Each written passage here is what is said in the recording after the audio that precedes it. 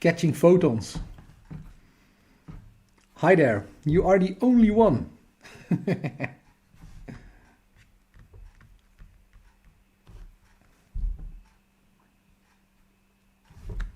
How are you?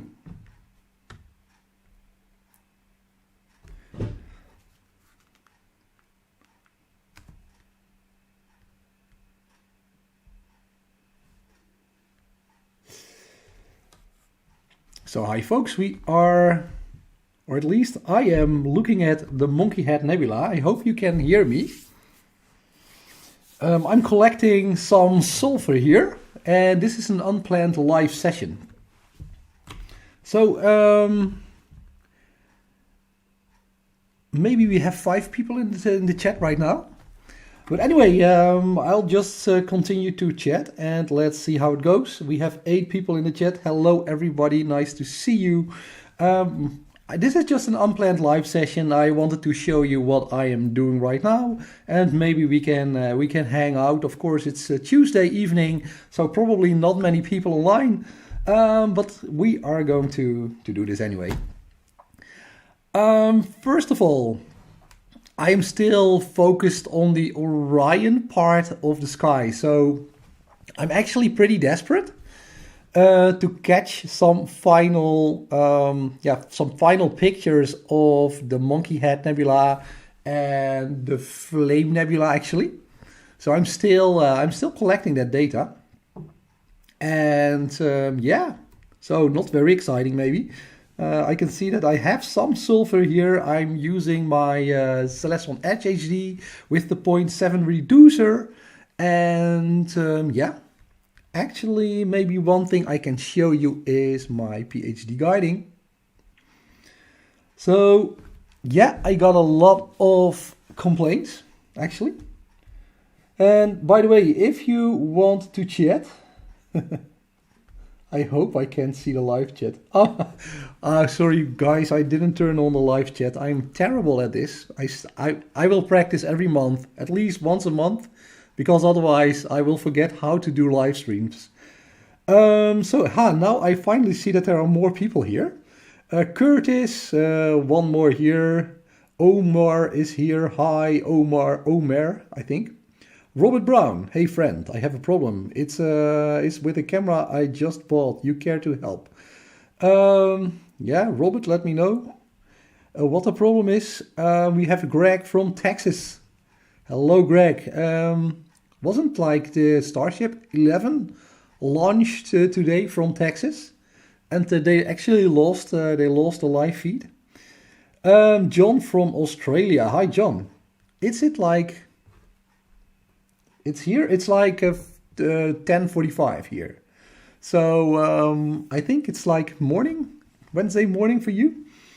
And Christopher and Muhammad and hi. So we have at least 20 people now.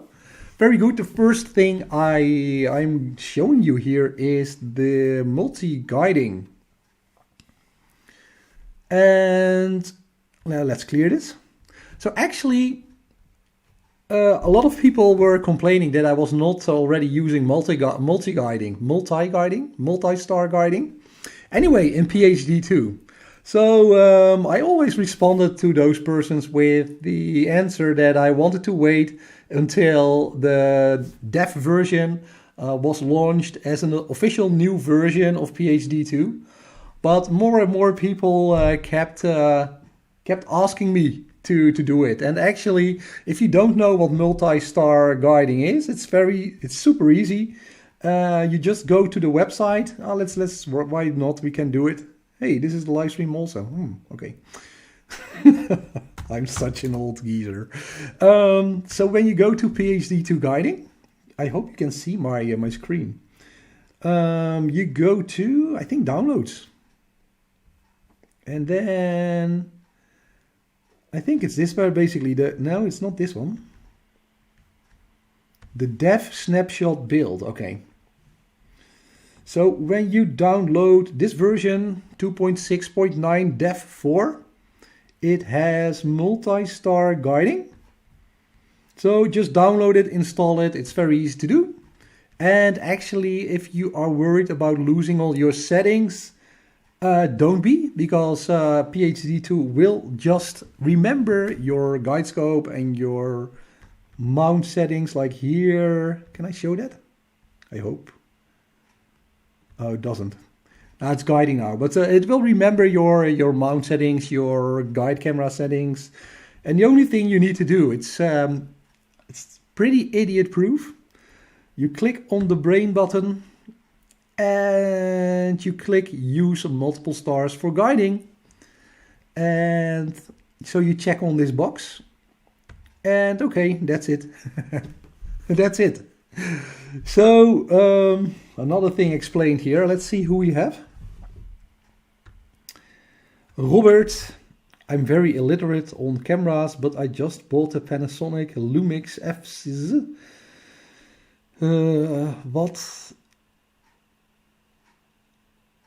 Okay, Robert, I don't really know what you mean, but maybe somebody in the chat can help Robert here with a Panasonic Lumix FZ70.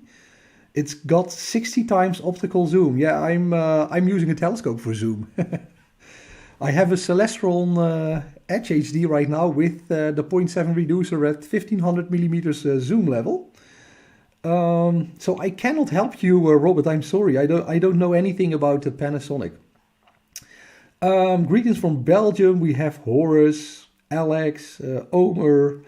I'm considering to buy a ZWO 120 mini guide camera. Do you recommend it? Do I recommend it? Yes, Omer. I would recommend it because actually I have used the previous version, the 120 color camera, and I have been guiding with that camera for over 3 years. Never experienced any issues. It always performs, and it's also pretty cheap on the market. The only thing you may want to consider is if you are also going to use your guide scope for planetary imaging, you might want to get an alternative camera that is a little bit more expensive but has like a somewhat lower pixel size and a somewhat higher resolution, a bigger sensor basically, so you can also get some decent pictures of the planets. Who do we have here? It's Jim. Hi, Christopher. Oh, Jim is going to help Christopher. Okay, great. Hi, BS. Sander Sake of Sander. I'm live again. Yes, Sander. This is an unplanned session. And I was just showing you the multi-star guiding here. So yeah, basically very easy to do.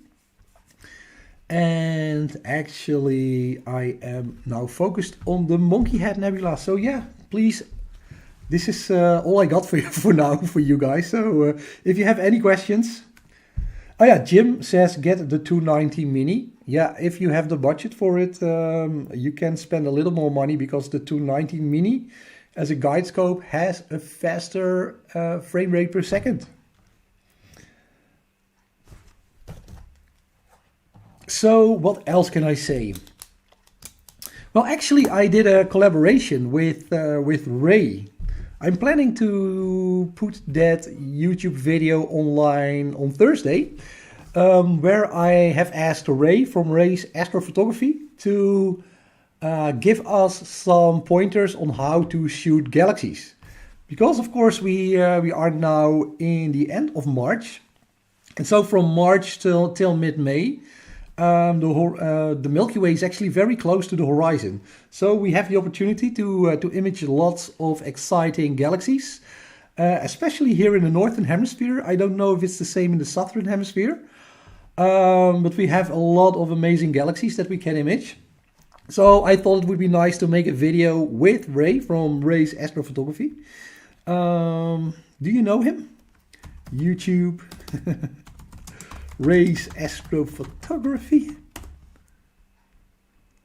So this is Ray's channel. And is he live? Oh no, he's not live. I thought he was live. He does a lot of live streams and he's great at capturing comets. So really wonderful to see. And he's also, he has a big Edge HD telescope, as you can see here on the picture. And he explains a little bit what kind of telescope he uses and how he focuses on the stars, that kind of stuff. And also I will give you some pointers, so I will try to release that video on Thursday. So let's see, who do we have? Jeroen is er ook. Hi Jeroen. Do you ever consider to get a Maksutov? Well, actually I thought about Sir Miros a lot. Those names. I'm called Wido, so what's in the name? Yes, I have actually considered Maksutov. And it would, of course, a Maksutov is great for just photographing or actually capturing planets. Maksutov is most of the time, it's an f12 or an f15. So you will have this super duper long focal length. And you need that to capture very small objects in the night sky within our own solar system. But also you need very bright objects. So the Maksutov, of course, excels in capturing planets. Of course, I would say also capturing very detailed images of the surface of the moon. So that would be awesome to have a Maksutov. On the other hand, I finally decided not to get a Maksutov, but to get the Celestron Edge HD. And that's mainly because of versatility. So the Edge HD, it is an f10 telescope, so not an f12 or an f15. So you will get a decent image of the planets. If you want to do some planetary with it, you can do it because you have a focal length of 2000 millimeters.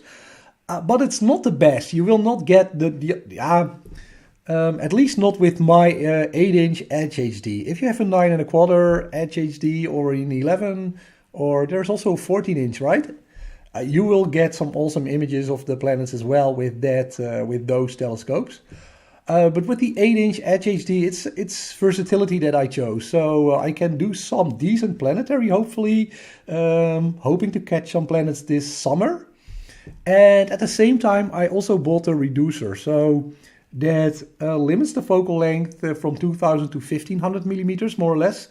And it also changes the f ratio to f7, so I can also do this kind of stuff. So I'm actually capturing the Monkey Head Nebula with my Celestron Edge HD at an f ratio of f7 at a focal length of 1500 millimeters. And I like that because I used to own a refractor telescope, which only had about 500 millimeters of focal length. So I really like the longer focal length, and I'm hoping to use it also to capture the galaxies in galaxy season, because we are now in galaxy season.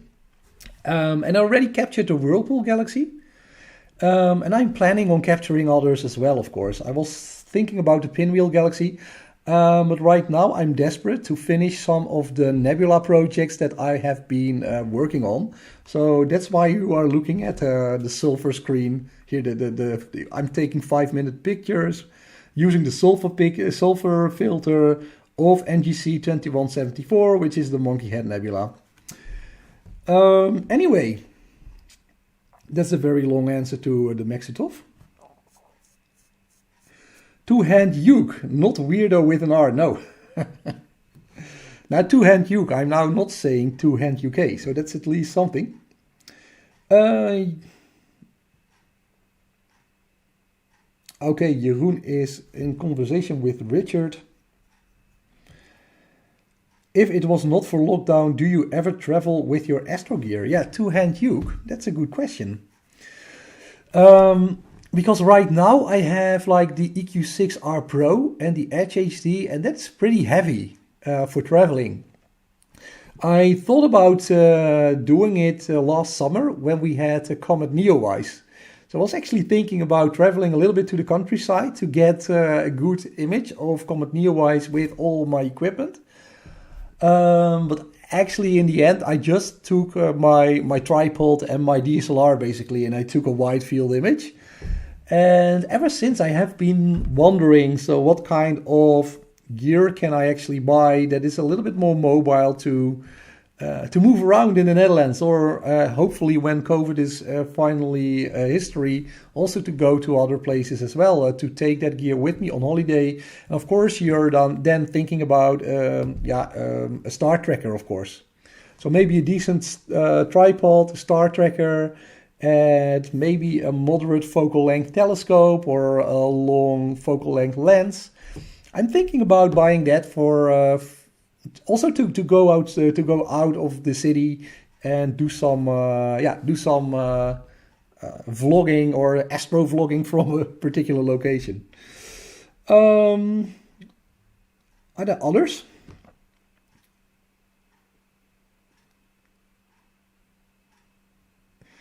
Have you seen any improvement with multi-star guiding? That's a good question, because I just installed it tonight. And okay, right now, to be honest, a little bit maybe. I'm usually at 0.5, 0.6 with the EQ6R Pro, and that's exactly where I am at the moment. So I think it also depends on whether or not the one guide star that you use is actually like a good star to track. I had it some sessions where I really had this fluctuating guiding, and then in the end I changed the guide star, and then guiding was a lot better. So that's something I hopefully not have to do anymore when you have multi-star tracking. I'm just hoping that he is looking at to average out like the atmospheric fluctuations you normally get when you're looking at the stars. Twinkle, twinkle, little star. And I hope that by tracking more stars, the multi-star guiding is doing a better job then, basically. But what I'm seeing right now is very similar to what I got using the normal guiding procedure. So 41 people, wow, to look at multi-star guiding, that's a lot. Right. Do we have other questions? So guys, if you joined later, this is just an unplanned, informal live session here. I'm just catching my final data of the Monkey Head Nebula in Sulfur. And actually, I was thinking about changing to the moon, because we have still like a 90% full moon tonight, and the moonrise is supposed to be right now. I think it's here almost 11. So actually, let me check. I was thinking about just capturing 2 hours of sulfur data and then switch maybe to the moon. Maybe we can have some fun. I'm still okay. 7 pictures times 5, so it needs another 30 to 40 minutes. I don't know if I'm going to stream that long, or maybe I can cut it off. All right.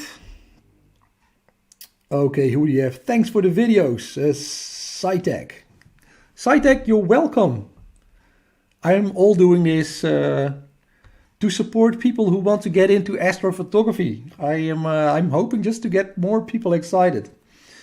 And I would say, especially during these COVID times where you are not allowed to leave, actually in the Netherlands, it's the worst of the worst.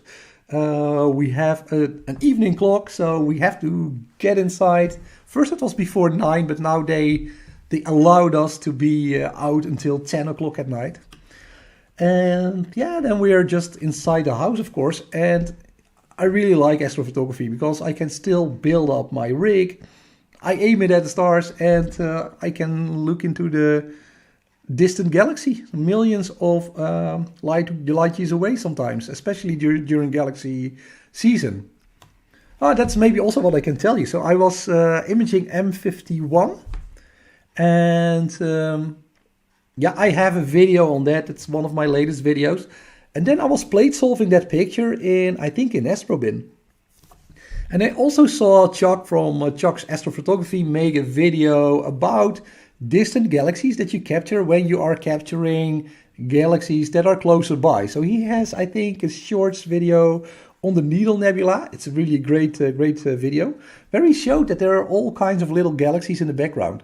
So actually, I did the same for the Whirlpool Galaxy. And Yes, can I show you that? I need to go to my channel. Does this work? I hope it's just capturing my screen here. Okay, and can see my own live session. Can I actually watch my own videos here? Okay, let's see how it goes. Videos. So I just wanted to show you this. Maybe without the sound. And I just wanted to show you. Oh yeah, this is actually a short. That's another thing maybe we can talk about, but blah blah blah. So this is my M51 picture. Not the best, not the worst. I had a very difficult time actually calibrating the background, as you can see, because I have so much light pollution in the city. So as you probably know, the Whirlpool galaxy is 30 million light years away. But then, because Chuck made this video about the needle galaxy and distant galaxies in the back of the picture, I also decided just to plate solve this picture. So I first used Astrobin. So some of you might be familiar with the picture here. This is just the technical info picture I took from Astrobin. You can actually save that image if you want. So first, I then looked at IC4278. Looked up that particular data. So it looks like a faint star, okay? So it looks a little bit like you are a little bit off in your guiding. It's like a star trail. But when you look at the other stars, they are pretty round. So you can actually see that, hey, this has a little bit of an elongated shape. So this is actually a distant galaxy. And yeah, if you use plate solving, it identifies as IC4278, which is 230 million light years away. I was really amazed. And then there was another galaxy in the picture, so I'm now scrolling to that galaxy, IC4282. And this was like 625, I think. Yeah. So 625 million light years away. So that's really great when you take pictures of galaxies. I hope you can see me, by the way. When you take, let's close this. How can I close this? I'm a total noob. Let's switch back to multi-star guiding. So yeah, when you actually take pictures of galaxies, just look out. Also, try to plate solve your picture and try to look for other galaxies that are in the back of your picture. Try to plate solve them, and I like it. It's a lot of fun to find out how far these galaxies really are. So 600 million years ago. I just also Googled it, like how far back in time is this? And it's just about the time when the first animals were actually came to life. So pretty amazing, right? So anyway, I'm talking far too long, probably. So I missed a lot of your images. Kajuman, you're here again. Hi, good evening. Good evening, Kajuman. Jeroen, I can only imagine how fun it would be to be on a big dark grass field with these people talking about taking pictures and chatting. Yeah, Jeroen, maybe we have to arrange something in the Netherlands locally for at least the people when we are done with the COVID and everybody is vaccinated. We have to do that. I think there are some star parties in the Netherlands, but we have to check that out. Richard Gee, I'm still waiting for the Edge 8-inch and the AVX. I ordered in January, but still no delivery date. It's so frustrating. Love the videos. Yeah, Richard, I feel for you. I also I had to wait, I think, a couple of months actually for some astro gear I wanted to get. A very simple thing like an extension tube. I had to wait for it for 2 months. So hopefully things will get back to normal once COVID is over. But it might also be that more and more people get into astrophotography. So there's maybe more demand also. I don't know.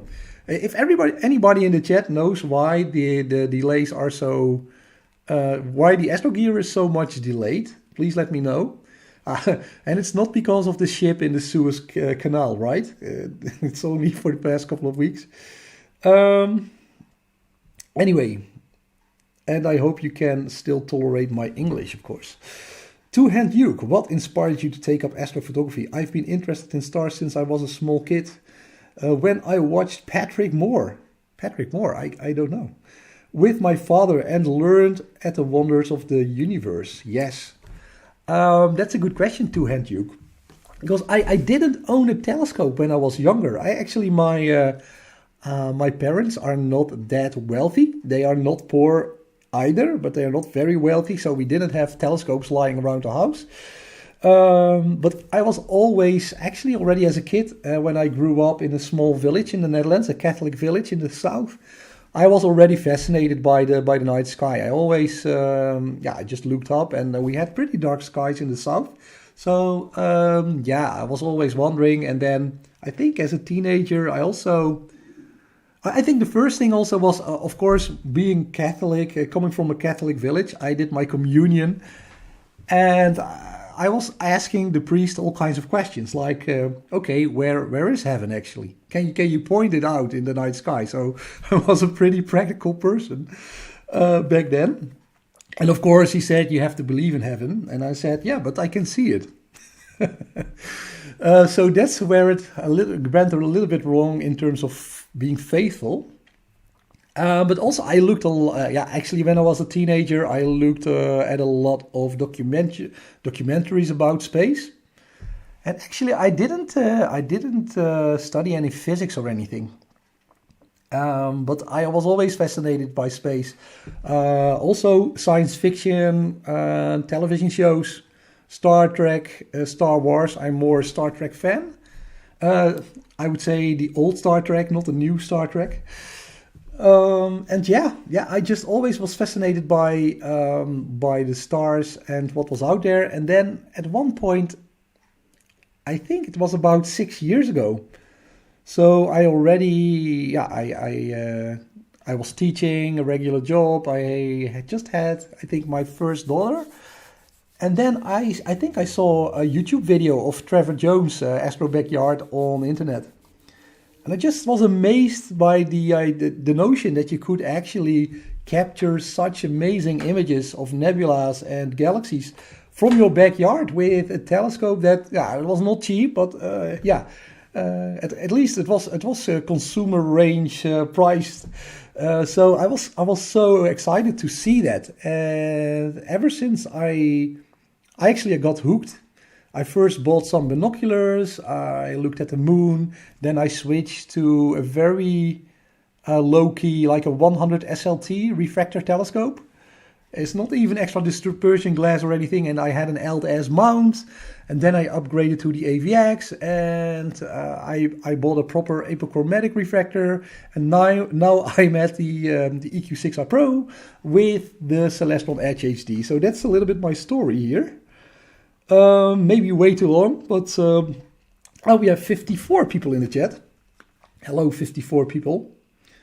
Two hands, Yuke. I hope that answered your question. Maybe I was a little bit too long. Elongated shape. Whoa, I only have galaxies in my picture. Yes, funny, Abu. Jeroen.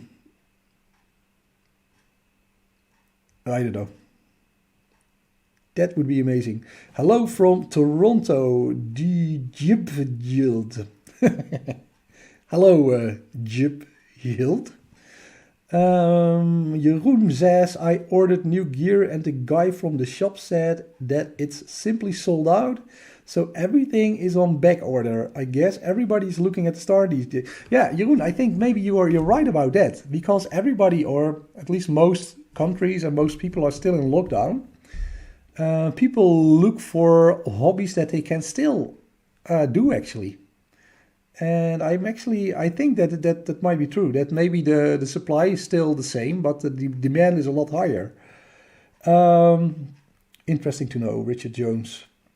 Thank you, Richard. I don't know what part, but Gabriela Veleva.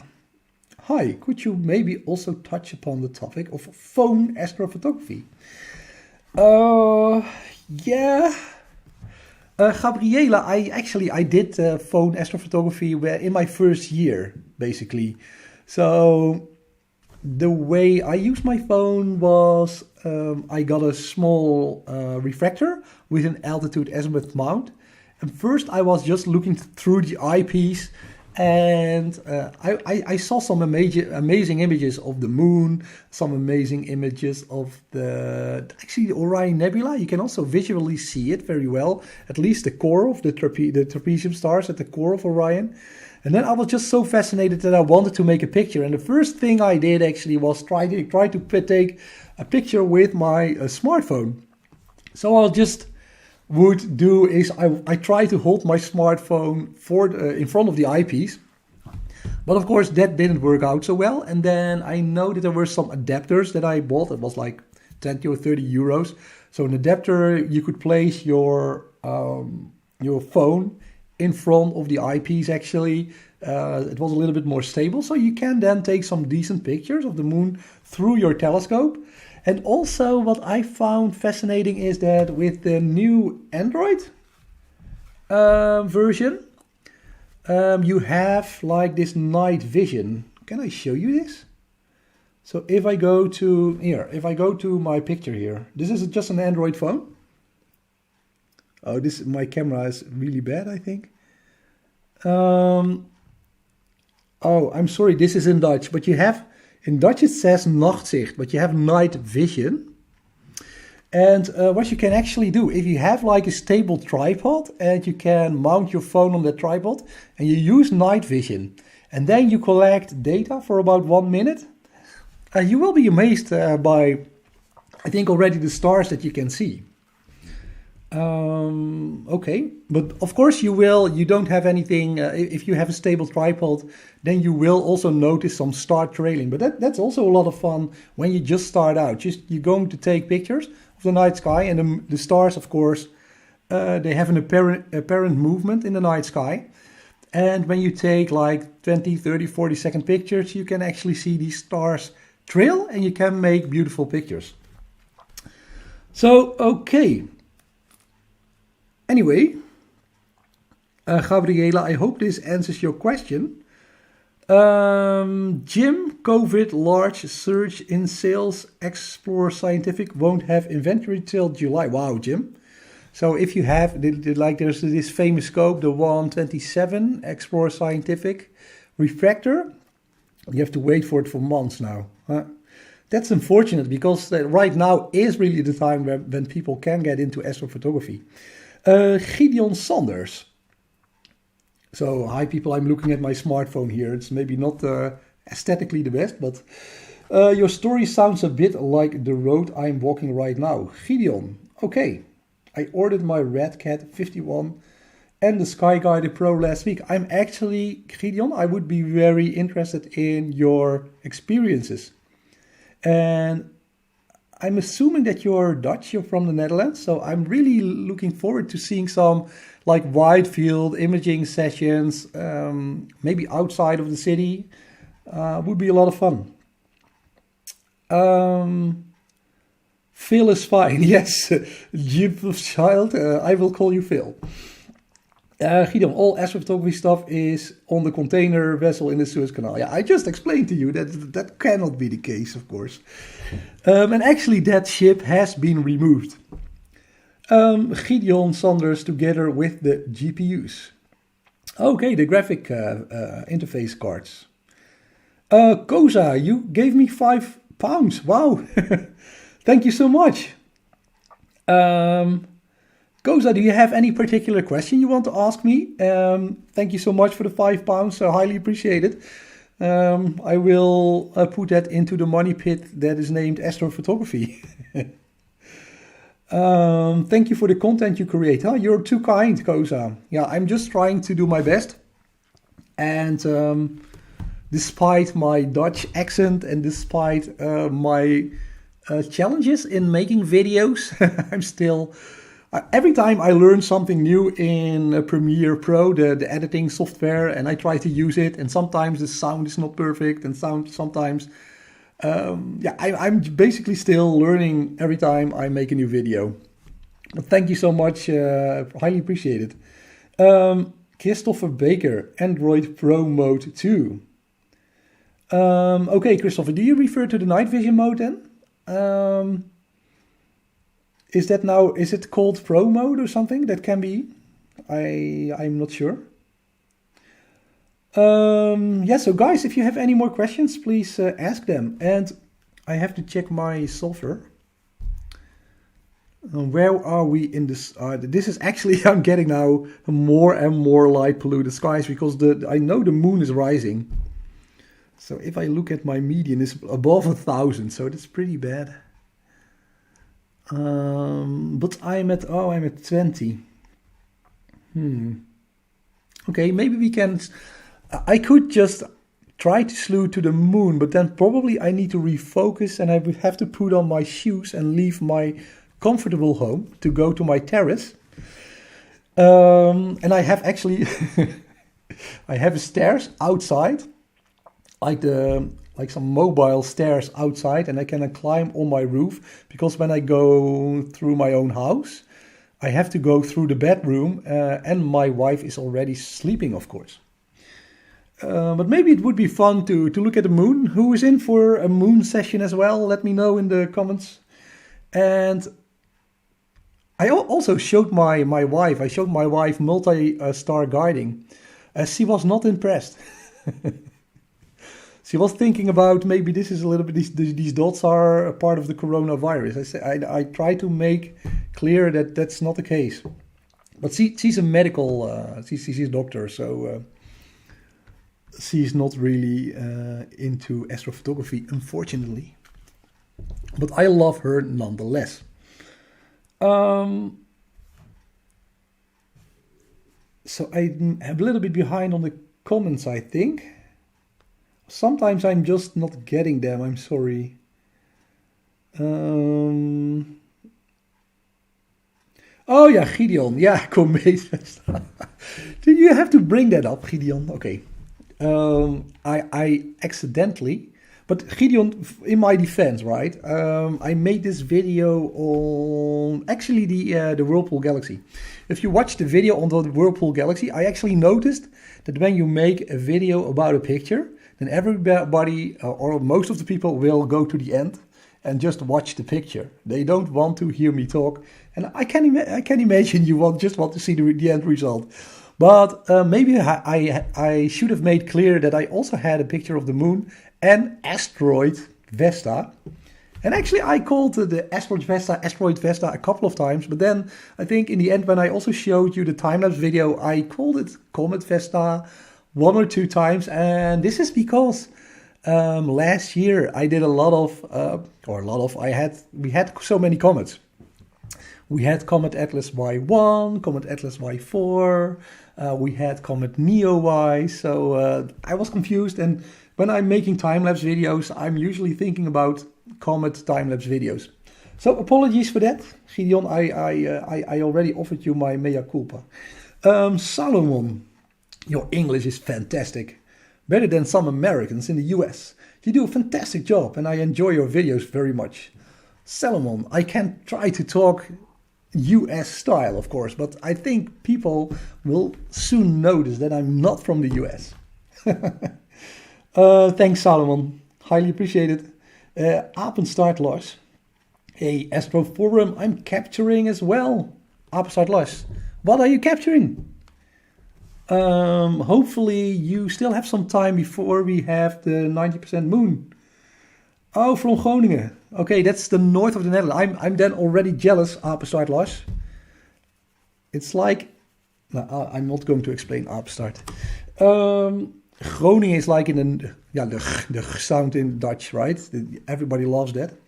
But Groningen is north, the north of the Netherlands, and actually they have some of the darkest skies there. So, Lars, if you live there, like really close to the Waddenzee, I'm tempted to look you up and put my telescope and rig next to yours.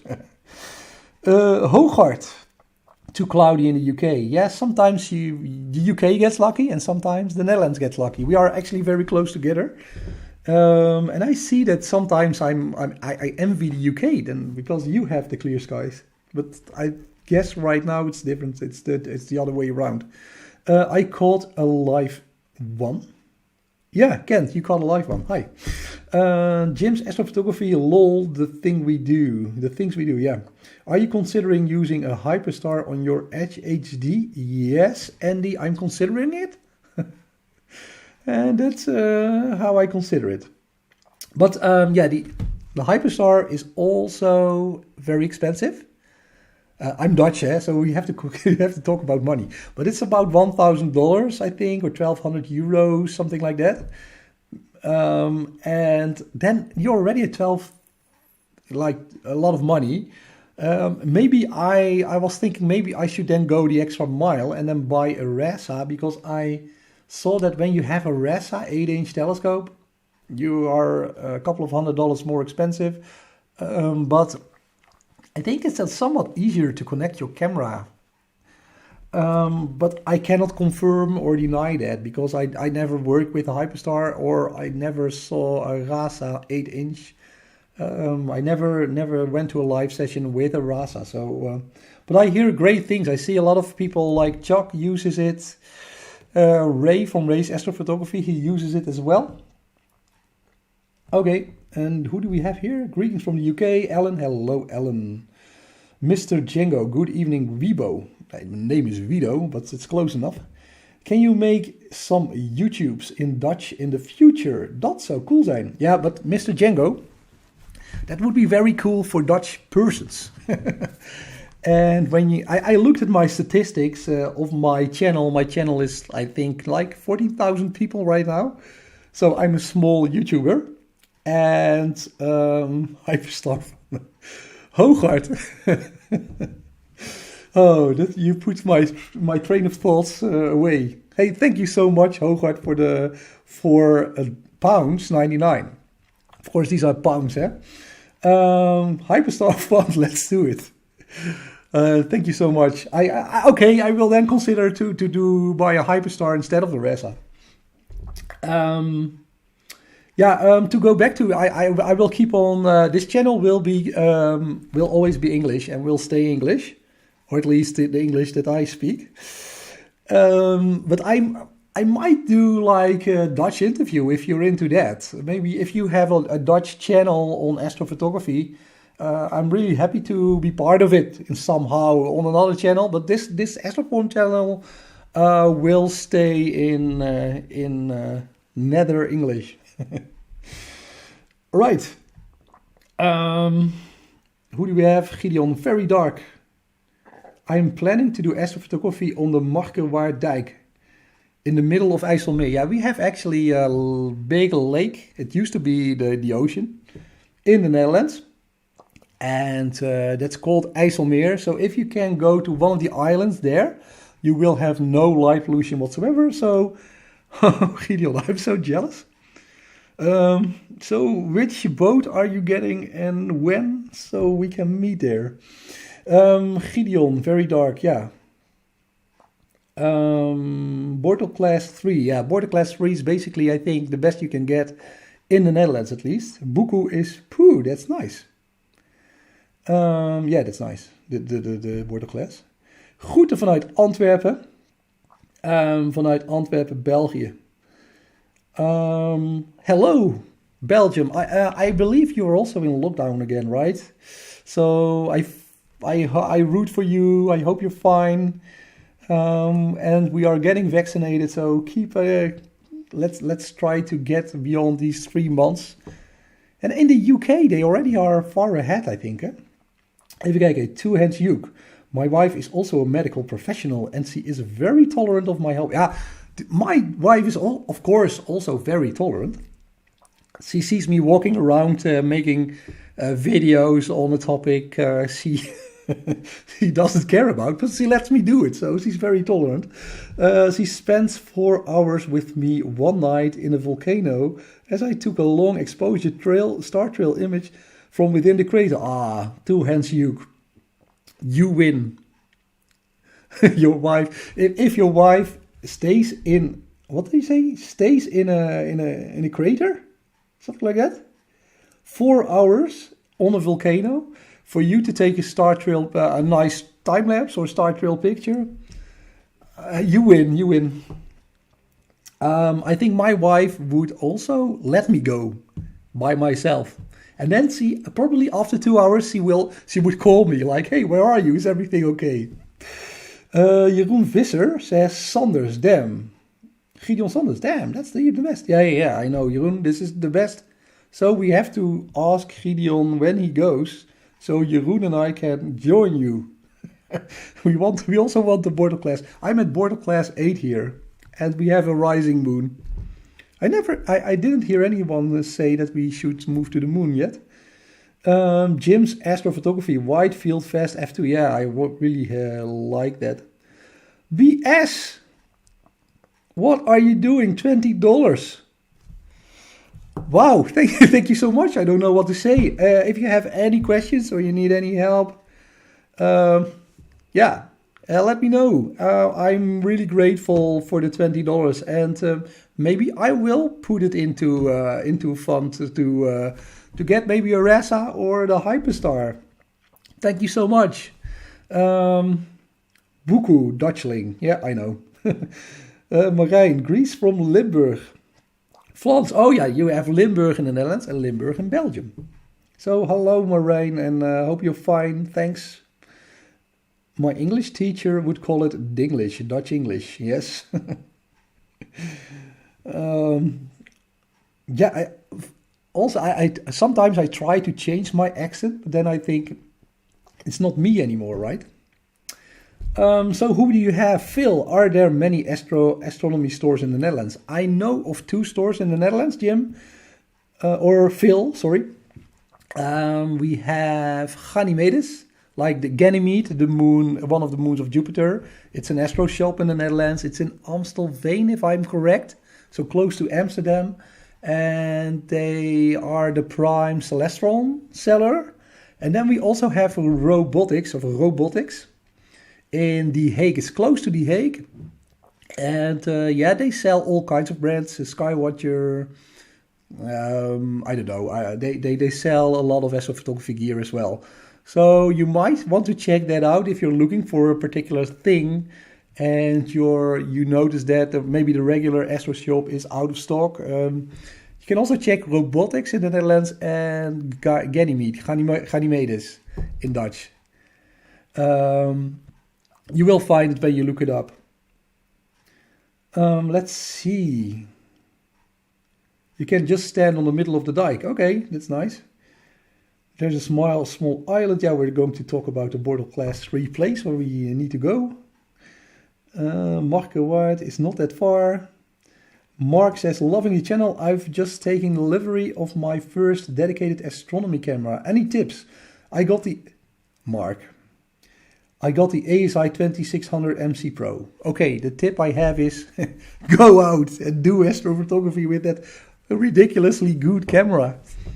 But anyway, Mark, it depends a little bit on where you are also. Are you are you under dark skies? Do you have a border class of 3 or 4, or do you live in urban or suburban areas? So that would make a difference in terms of the filters you could use.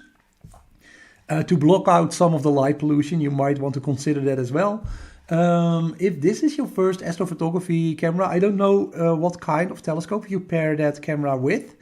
If it is a refractor telescope, maybe a 500 focal length something, I would definitely, one of the first targets I would pick is a great nebula. But unfortunately, it's now galaxy season. So I know that the first thing we are able to image again, maybe in end of April, beginning of May, also depending on the latitude you are at, is in the constellation, if I'm correct, constellation Swan. You have, can I remember it? You have a lot of nebulae. You have the North American Nebula, the Pelican Nebula, the Western and the Eastern Veil Nebula, and you have the Elephant Trunk Nebula. I should just check those nebulae. It would be awesome to image that with the ASI 1600 Mono Pro. Oh, this 2600 Color Pro. Hi Wido, I'm sitting here in Las Vegas, enjoying your channel and commentary. Keep up the good work, Vegas guy. Hey Vegas, wow, that's great. And then again, Vegas. Okay, that would be a lot of light pollution in Vegas, I think. But when you go out, you have these, you have the desert basically, or not. So wow, that would also be great. to do astrophotography from like maybe 20, 30 kilometers from Vegas. I went to LA once actually. So that's the closest I got to Las Vegas. And actually went up to Mount Baldy, if I remember correctly, or there's the Crescent Highway or something. So you get a little bit away of LA, and then you already notice that the scenery is really changing. It's really beautiful. But it's still far from Las Vegas, so okay. Who do we have? Move to the moon. Yes, Kent, maybe I can move to the moon now. Because I'm actually in my final frame. That's the one I was searching for, Dunglish. Okay, make that the catwise. Yeah, that's a Dutch expression.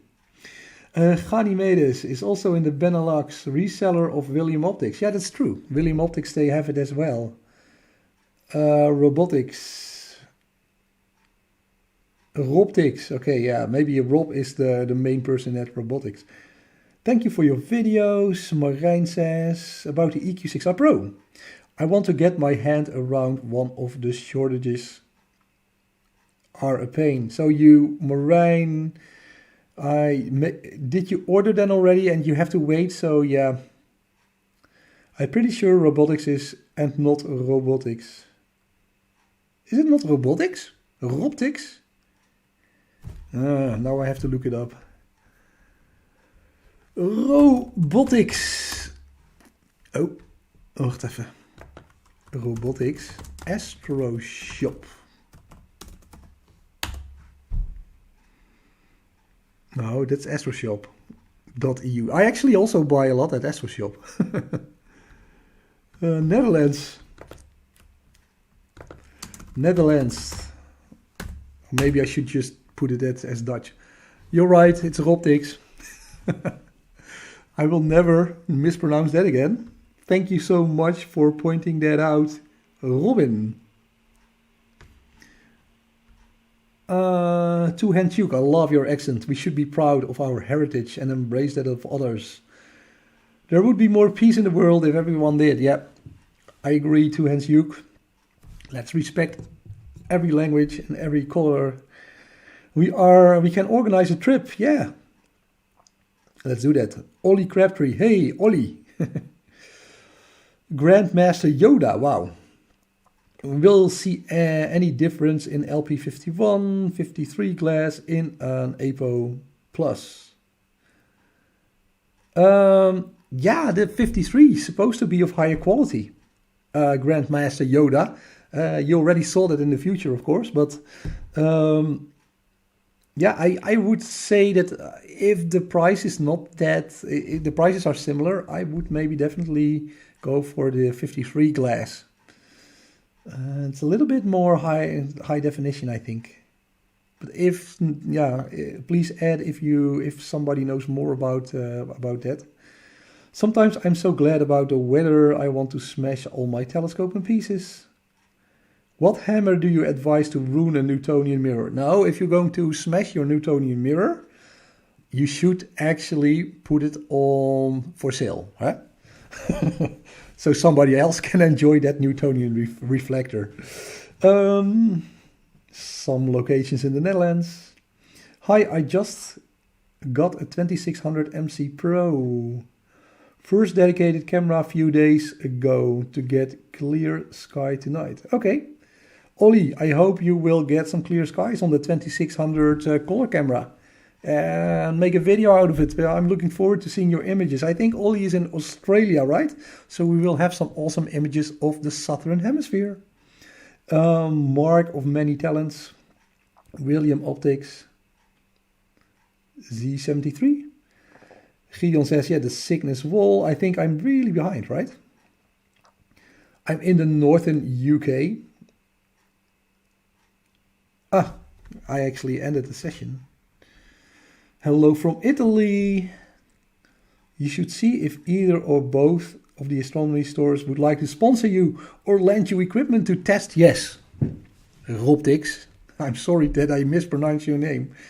Yes, that would be great.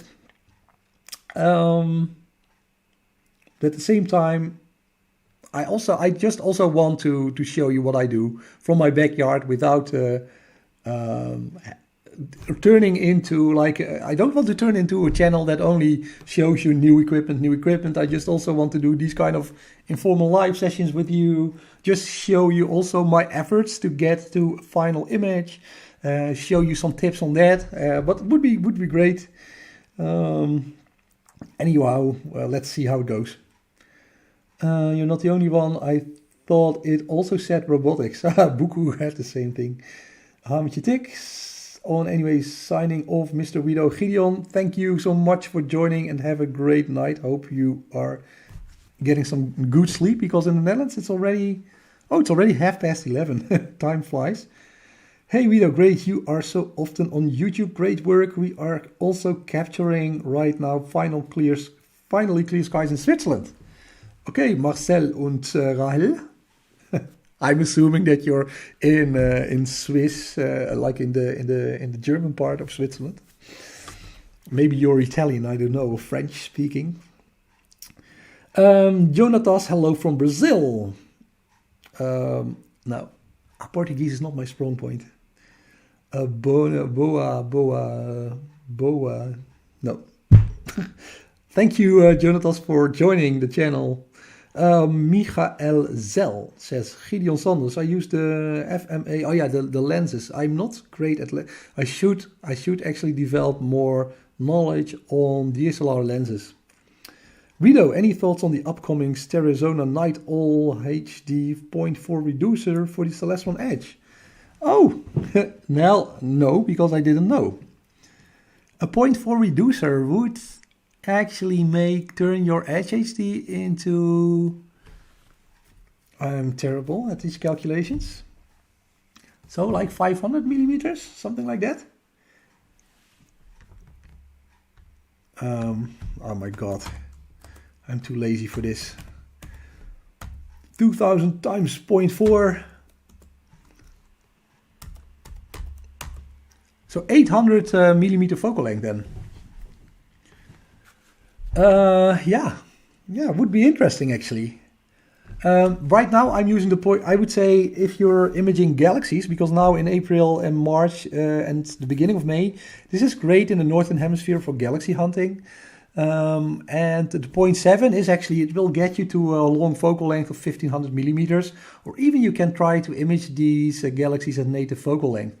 But 800, that would actually be a great focal length to maybe zoom in a little bit more on some of the nebula that we have from May onwards, and to take some decent image, for instance, of the Eagle Nebula, to get some more details out of that nebula with that higher focal length and resolution.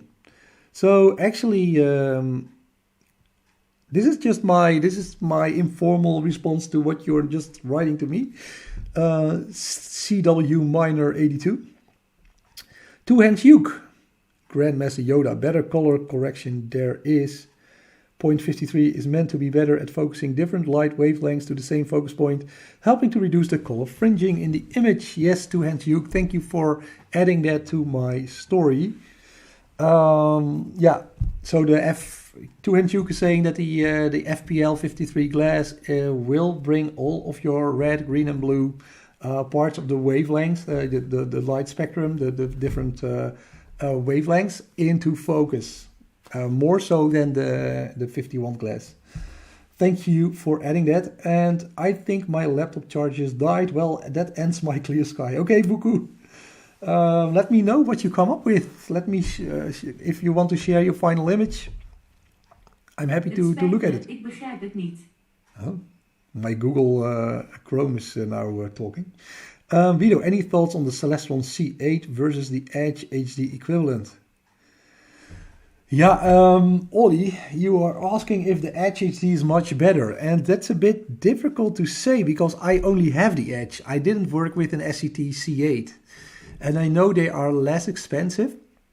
And the main thing is that a normal Schmidt-Cassegrain telescope, it suffers from coma, because you have the mirror that is actually curved. But what you can do, I heard some people they bought like a SCT, a 0.63 reducer for a Smith Cassegrain telescope. And sometimes these reducers, they can also correct for the curvature in your mirror. So you will actually get kind of a flat field with a regular SCT. But at the same time, the Edge HD is pretty famous because they really developed it for the flat field images, the refractor-like images that you can get with the Edge HD. And so far, I'm really surprised actually with the results. It is really like I get these refractor-like images, and at the same time, I used to have a refractor at 500 millimeters focal length, and now I have the Edge HD, and I work with a focal length of 1500 millimeters. So that's pretty awesome, and yeah, I'm really happy with the Edge HD. So should I now go for the moon? So a lot of new people keep on asking questions. I have a doublet with a 0.53 glass, and it looks pretty much like a triplet. Yeah, Jeroen, if you have a doublet, of course, I think the green will not align so well, the green part of the light spectrum, but the red and the blue will align well, and most of the colors in space are in those colors, red and blue. So if you have a doublet, you can get pretty well images of the night sky. Phil, what should the focal length be for a guide scope if I am using a /1 6SE? So yeah,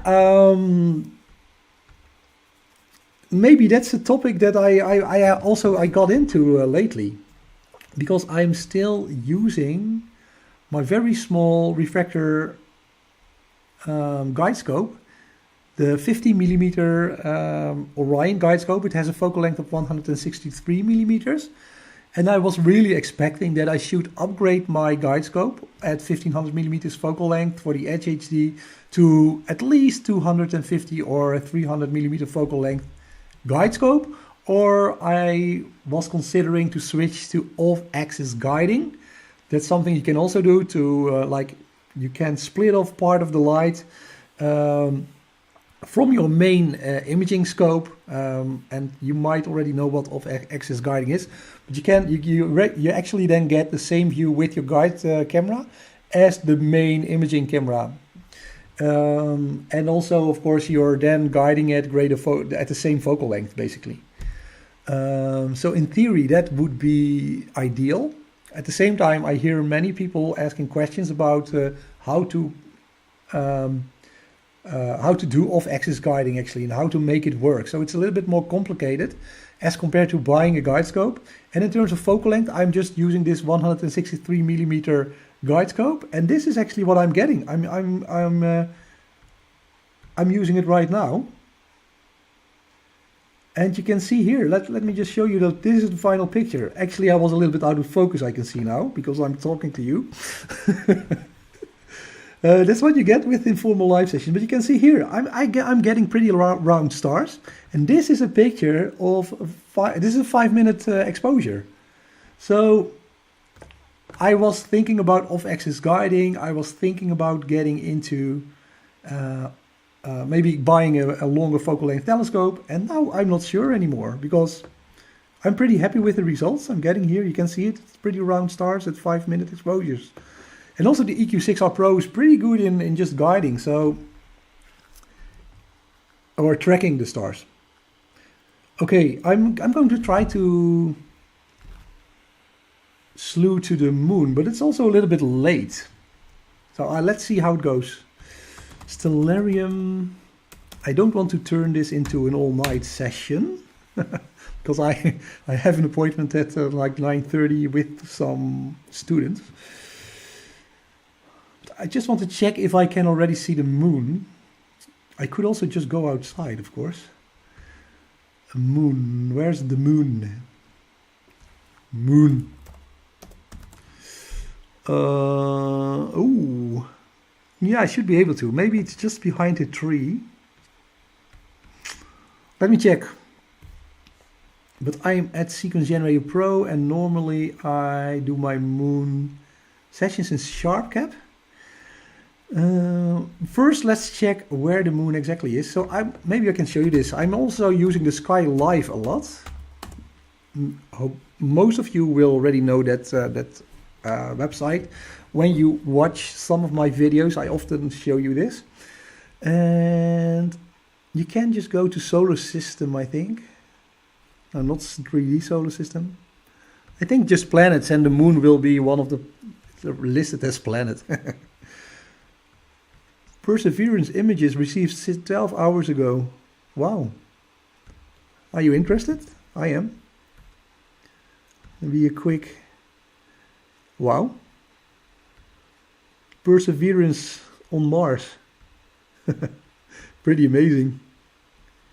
Okay, yeah, it's a really... I would put the camera in another direction.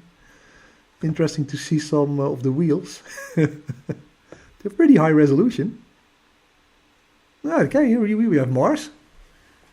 From below the vehicle, I think. Wow, it's really alive, this planet. It's a real planet. That's to get real pictures from another planet, it still amazes me. It's beautiful. We could do some astrophotography on Mars. There's no light pollution. But anyway, let's go back to the moon. So the moon is currently at... So if we want to do it the nerdy way, we have to look at the right ascension and the declination coordinates right now. Let's just go for it. So 14, 35, 26 on the right ascension. Do I actually have the moon somewhere in my... Yeah, oh here. I actually have it. Let's see. So actually, if you are using Sequence Generator Pro or planning on using it, I have a Sequence Generator Pro guide, a free guide on my website. You can find it elsewhere, that information as well. But I have a blog where I just point out how you can set up your telescope, set up your equipment, maybe your filter wheel, your mount, of course, and also to get into plate solving with Sequence Generator Pro. So if you're interested in that, they are one of the earlier videos, and the sound is really terrible. But you can look at my website, astroforumspace.com. You can check it out. And now I forgot the RA. Okay. So we are at 14, 35, 26. 14, 35, 26. And the declination, I'm using different laptops. Minus 13, 0059, okay. Minus 13, 0059. Hopefully this is correct. So this is really the nerdy way to... Okay, let's check it once more. 14, 35, 20... again. 14, 35, 26, minus 13, 0059. Bingo. Center now. Oh, wait, I first have to stop the guiding. Stop the guiding and slew to that moon. Yes, we want to do that. Okay, let's see if the scope actually moves. And hopefully I don't get into a cable snag. Yeah, so this is my guide scope. So I can see that the moon is actually, my mount is actually moving. All right, let's go to the moon, and probably I have to focus when I actually find the moon. So I might be out for a couple of minutes. Because if we're going to look at the moon, then I'm going to spend an extra maybe 10-20 minutes with you, right, on that target. Ollie, cool, Widow, thanks. Jeroen Visser, you get halos in your star clusters. Probably. Oh, here we are at the moon.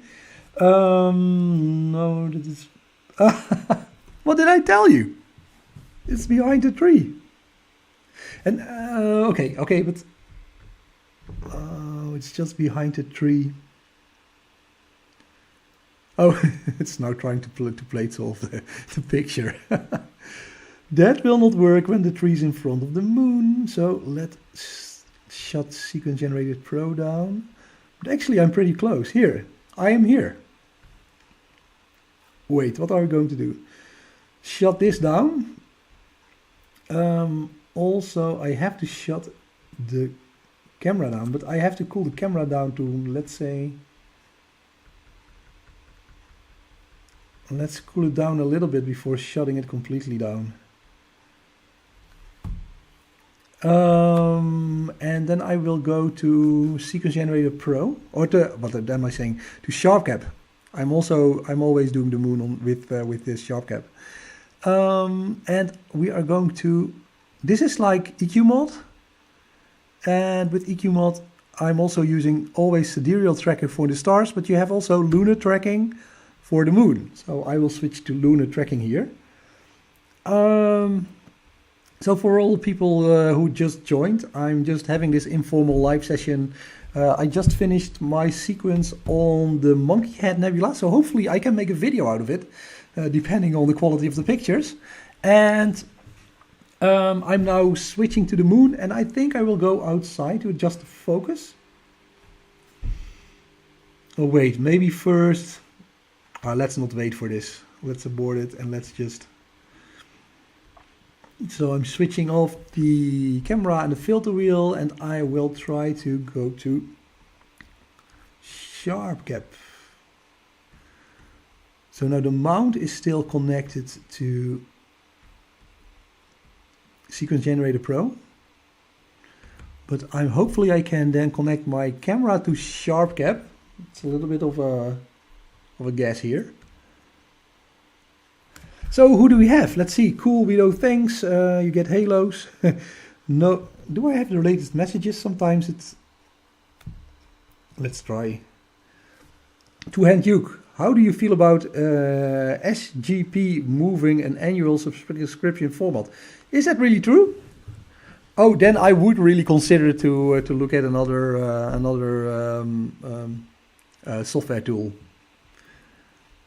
So it depends a little bit on what they are going to ask, of course, because I know that SharpCap is also asking an annual fee if you have the Pro version, but that's really small, like it's like 10 or 20 pounds. It would depend on the amount. Let's see. Do I have this? Yeah, the 1600 Mono Pro. Let's see. Oh, I do see the moon a little bit. What do you know? It's not that far out of focus. Maybe I got lucky.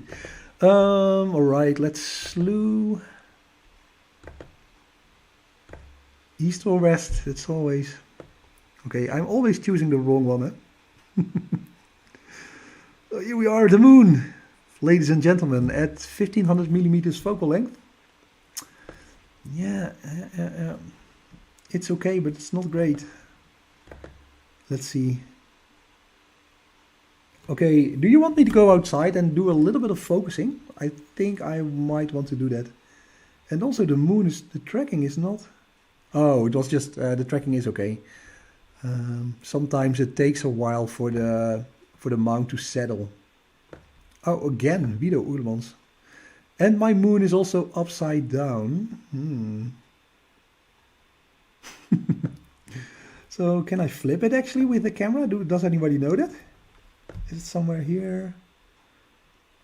I thought you could do that.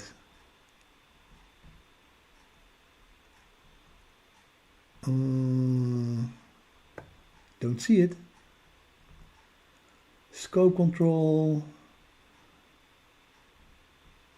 Image controls. Gain. Flip. Wow, really? I'm always struggling. Is this horizontal? Nope. Where's the flip? Oh my god. Oh, here. So it might be vertical. Yeah, I didn't know that you can flip a ZWO camera. Wow. In SharpCap. Again, something new that I've learned. So Okay. So what I usually do is then, now I have to risk my life and go to my balcony with shady stairs. But I will do that. I will try to focus here. So I hope you stay tuned. If not, I wish you a good night. If you stay tuned, I will be back in a couple of minutes. I think I will put it at 100% just to see if I can get focused here. Okay.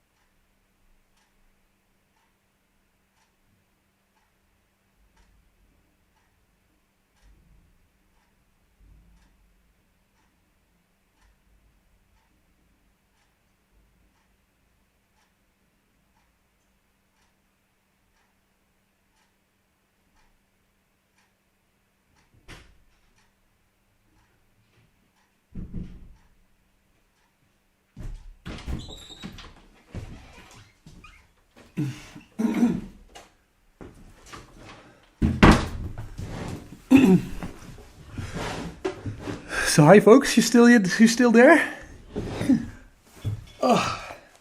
So the moon is in a very bad position at the moment. It's behind the tree, and it's very close to the horizon. So this is the view I'm getting. The shades in front are actually the branches of the tree.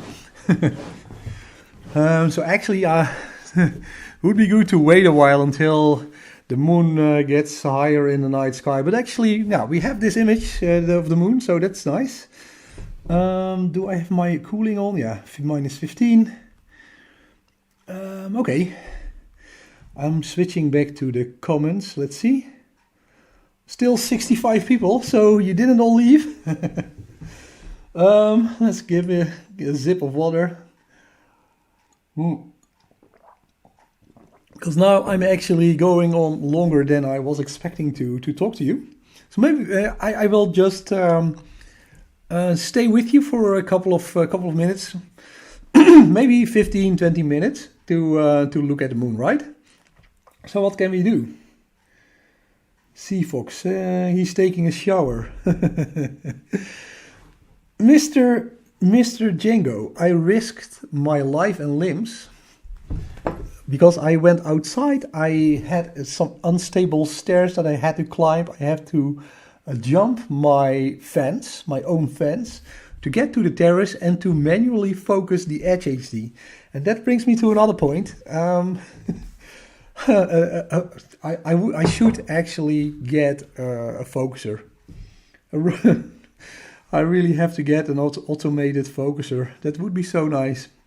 So if there are any suggestions in that regard, let me know. What kind of focuser would be great for the HHD? Sea Fox clock ticking. Yes, I know. Smoke if got it. Okay, hello police. We have an astrophotographer possibly falling down. Yeah, it is not a joke, but I survived. The things we do for lunar astrophotography here. Hide under the chair so he can't see us. Yeah. Okay. And what you were enjoying this view. That's not much of a view. I'm just in my living room here. But what can we do? Tell me, what do you want to see? The moon is the moon, right? But maybe we can check some specific images.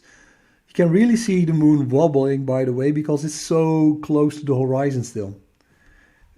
So this is basically the worst time to do this. But anyway, we will. I was actually thinking about. I tried to do this last time, but it didn't go so well. Like targets on the moon, there is this article: explore 12 great lunar targets. Oh yeah, and I also have an atlas of the moon on my smartphone. So this is called Moon Atlas. Do you have it? So I don't want to buy new clothes. Look, this is what you get when you have 3 ladies in the house. Then these are the pictures you get for commercials. So I have 2 daughters and my wife. This would be my click, the starship. So here, explore 12 great lunar targets. Sharpen your observing skills on the moon's craters, lava flows, and elusive letter X. Okay. So they point out 12 targets here. So let's do a couple. That was my main aim last time. But I had difficulty locating some of the pics. So they have the pictures here. So I found that out recently. And you can then scroll through the pictures. So Archimedes crater. Let's just start there. So Archimedes crater, north latitude, centered between eastern and western limbs, 52 mile wide, 83 kilometers. That would be good to get an idea of the size of the moon. 83 kilometers for me and 52 miles for those of you living in the US. Archimedes crater, here we come. So it's pretty straightforward. The biggest Let's see. This is like the Moon Lunar Atlas. I recently downloaded it. So check out the App Store. And there was something, I could tap something and then it changed into a great map. Of course, I have to check it out. Oh yeah, this is. So if you download like Moon Atlas, and you can tap here on Atlas, then you can first see like the lunar landscape. And if you click on the A on the left button, it turns into a map. I really like that. So, okay, enough talking. So we should first go to Copernicus, right? So we're only looking at this article. Oh, this is what you get. So in the meanwhile, the moon is behind that tree again. Ah, what to do, eh? The life of an astrophotographer. Yeah, let's see if it clears the tree, and otherwise, let's see. Do you have some questions for me or not? Get the ZW electronic focuser. Yeah, Phil, I actually thought about that. Yeah, getting that focuser. Can you see M101 in live view? Yeah, perhaps, but I'm now focused on the moon. Have a great night, and thanks again, Mr. Django. Start to work at 4 o'clock. Wow, okay. So hope you will get some good night sleep. And actually, I think I will also, or should we wait? What do you think? Who wants to wait until the moon clears the tree? I think it will cut down the tree, yeah. I think this is maybe the one tree we have left here in the city. So that would be a little bit, you would get a little bit of resistance from the folks living here. Cool, thanks, Moon Atlas. Yeah, really, it's free. You can download it, Nova, and it's really great. Great title for a book, The Life of an Astrophotographer, yeah. A day in the life, or night in the life of an astrophotographer. During the day, he has a normal job, but he turns into an astrophotographer at night. Sorry if not allowed links. I don't know what link you are referring to, Churchill Astro. Could you see my last message at Astoforum? Jeroen, I actually have a question about lunar imaging. When I take the pictures, they look sharp, but when I stack them, I end up with a bright ring around the edge. I tried different programs. That's strange. I never had that particular problem, Jeroen, but I always have Registacks and Auto Stackered. And lately I have been using Auto Stackered. And what I usually do to get a sharp image is I take about 25% of the best frames, the best quality frames. And I also blend it a little bit with raw pictures. You can do that in Auto Stackered. Maybe I can make a tutorial on it so that you can check it out. But that's what I usually do. And I end up with a pretty good picture. And then I still edit it a little bit more in Photoshop to get a little bit more clarity and sharpness in the lunar surface for the lunar surface, and then I'm basically finished. And I'm almost always using a mono camera, by the way, for lunar imaging. I just like it that way. I know that some people, they use a color camera as well, but then you have this, sometimes you have the sun shining on the moon, of course, or always the sun is always shining on the moon. What kind of comment is that? But when the sun shines on the moon, you can also sometimes see this, like if it's half moon or a quarter moon, you will see then the sun shining in some of the craters, and that's really wonderful also to see that in a color camera. But I think in general, mono imaging for the moon is good. It's nice. All right.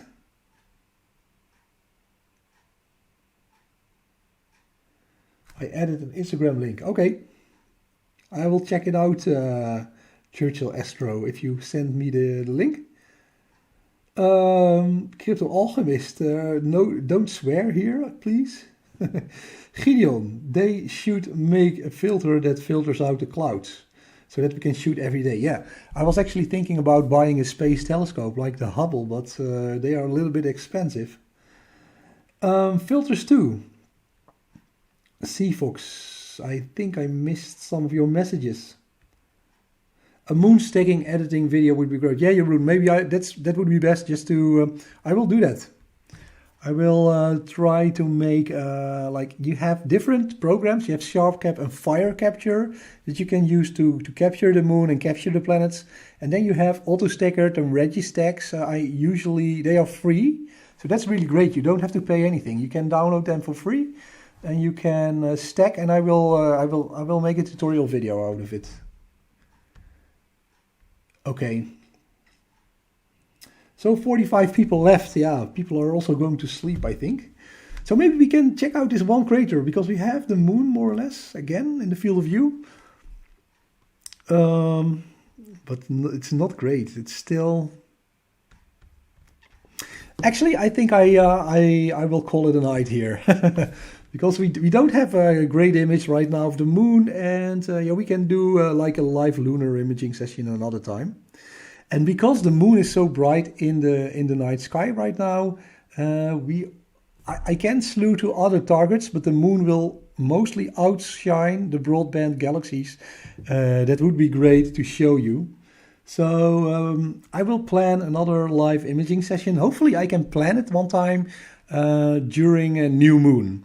That would be great, because then even from the city I can slew to these tiny galaxies like M81, M82, Whirlpool, Pinwheel Galaxy. So yeah, hopefully we will get some clear skies again. Oh, now the picture gets a little bit better again. But anyway, I'm going to sleep, but I really appreciate you tuning in to this live session. Thank you so much for joining. Yeah, as always, if you have any kind of questions, just ask me. I mostly read my messages on Instagram and YouTube below the videos in the comments. So you can hit me up. Is that a sentence? And also you can check out my personal website, astroforumspace.com, where I regularly write blogs as well on the videos that I make, because some people like to read more and some people like to watch more. So you can also send a message there. I'm losing my English. So you can also send me a message there on my website, and I will also check that message as well. So everyone, thank you for joining. Have a good evening, and see you later. Hasta la vista. Bye bye. Tot ziens. In Dutch it's tot ziens. Hè? So now I'm going to find that button that says end the live stream. Bye guys.